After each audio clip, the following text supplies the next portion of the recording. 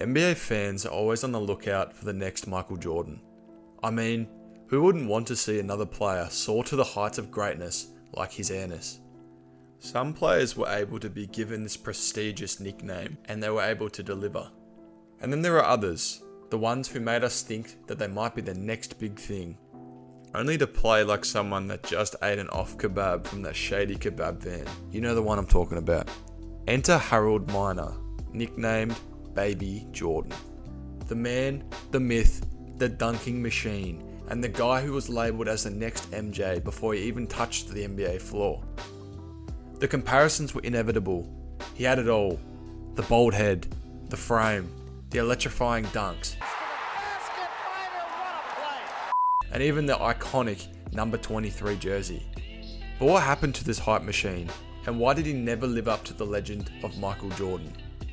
Well, sit tight, because we're diving into the story of Baby Jordan that never really grew up. Make sure to like, subscribe, and hit the notification bell for future videos. Let's rewind a bit. Harold Miner started his journey at the University of Southern California, and right from the start, it was clear this guy could bowl. He wasn't just any college player. He was the kind of player who had the crowd on their feet, holding their breath whenever he took off for a dunk. The dunks were wild, the moves were flashy, and the comparisons to Michael Jordan weren't just thrown around by fans, they were almost given. During his time at USC, Harold Miner averaged 22.6 points per game, 6.3 rebounds per game, and 2.7 assists per game. He was a scoring machine and a force in the air. In fact, according to Sports Illustrated, USC's assistant coach Jim Brandenburg once said, "He's got the body, he's got the explosiveness, and when he gets up in the air, it's like Jordan's soul is in him." That's a pretty bold statement, but with Miner's game, it was hard not to get excited. So with all these comparisons floating around, people started calling him Baby Jordan, long before he even entered the league.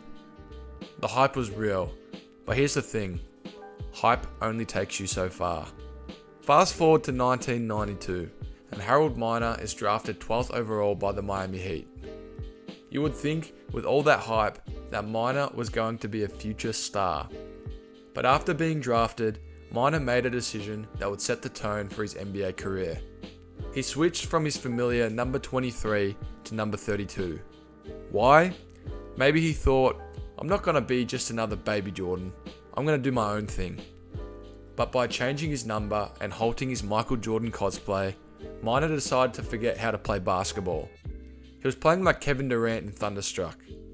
He just looked like he was trying to do too much without the right skills to back it up. He was supposed to soar like Jordan, but instead, he ended up flatlining in the NBA. Miner had no three-point shot, he couldn't read the play, and his defensive game was non-existent.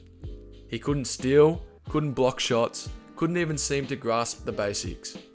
Honestly, it looked like Miner had spent more time practicing his free throw routine than practicing any other basic fundamental of the game.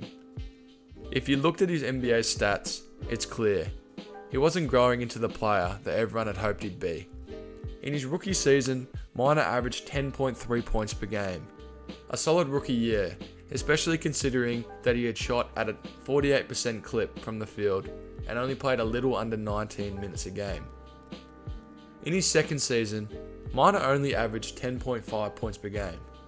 He was pretty much the same player as last season. Surely the next season, Miner will make the jump. Yikes. That's a big drop for someone who was supposed to be the future. Fast forward to Harold Miner being 25 years old, and his career was already over. After 3 seasons with the Miami Heat, Miner was swiftly traded to the Cleveland Cavaliers before being waived. His last game, a 26-point loss to Michael Jordan and the Chicago Bulls, where MJ decided to show Miner how the real MJ does it. He didn't have any significant playoff appearances, no NBA championships, and no legacy to leave behind.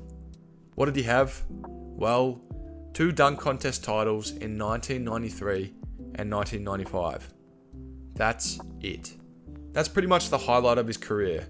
2 dunk contests, and that's a bit depressing when you consider how much hype there was surrounding him.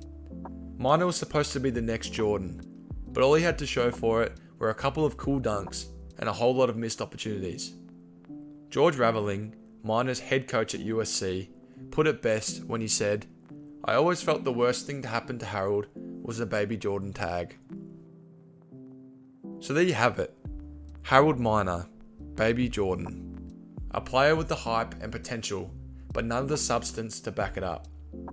He was the next Michael Jordan for about 5 minutes, but in the end, he wasn't even close to being the next anything. Let me know in the comments, who did you think was the biggest flop after being hyped as the next big thing? And if you like this trip down NBA memory lane, don't forget to like, subscribe, and hit that notification bell so that you don't miss out on any more basketball stories. Until next time, I'm Josh Stevo.